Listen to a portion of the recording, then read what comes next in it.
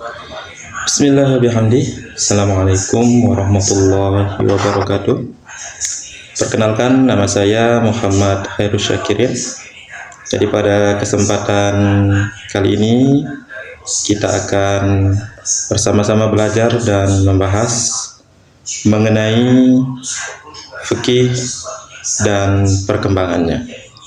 Jadi kita bisa mulai.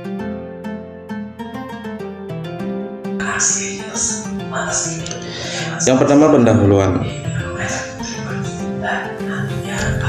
Jadi fikih adalah ilmu yang membahas hukum-hukum Islam yang bersumber dari Al-Quran, hadis, ijma, dan qiyas. Fikih memiliki peran penting dalam kehidupan seseorang muslim karena mengatur berbagai aspek kehidupan baik dalam ibadah maupun muamalah. Lalu B. Pengertian fikih. Secara bahasa, fikih berarti pemahaman yang mendalam. Secara istilah, fikih adalah ilmu yang membahas hukum-hukum syariat yang bersifat praktis berdasarkan dalil-dalil terperinci.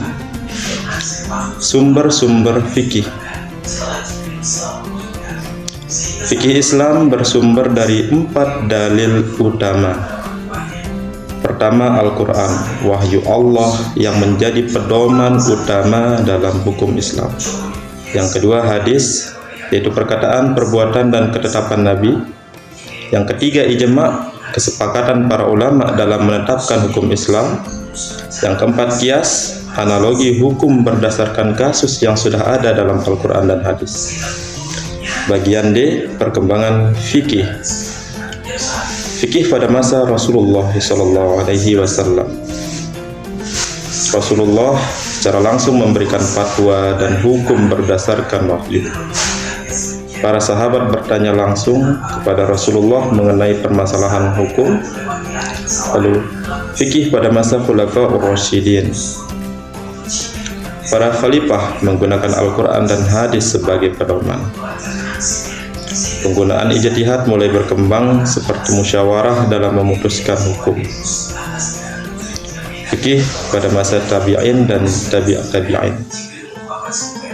Munculnya berbagai mazhab fikih seperti Imam Hanafi, Maliki, Syafi'i, dan Hambali. Lalu metode ijtihad semakin berkembang dengan penekanan pada qiyas dan istihsan. Lalu fikih pada masa kodifikasi. Hukum-hukum fikih mulai ditulis dalam kitab-kitab oleh para ulama. Muncul berbagai kitab fikih klasik seperti Imam Syafi'i, dan Al-Muwatta, Imam Malik. Fikih kontemporer. Fikih berkembang sesuai dengan kebutuhan zaman, termasuk dalam bidang ekonomi, sosial, dan teknologi. Fatwa-fatwa modern dikeluarkan oleh lembaga-lembaga fikih internasional. Lalu manfaat mempelajari fikih. Yang pertama, memahami hukum-hukum Islam secara mendalam. Lalu mengamalkan ajaran Islam yang benar dalam kehidupan sehari-hari.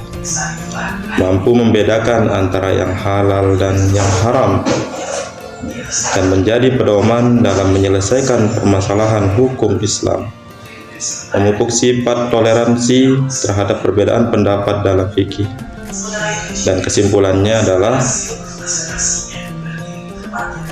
fikih adalah ilmu yang sangat penting dalam Islam karena mengatur aspek kehidupan manusia berdasarkan hukum-hukum syariat.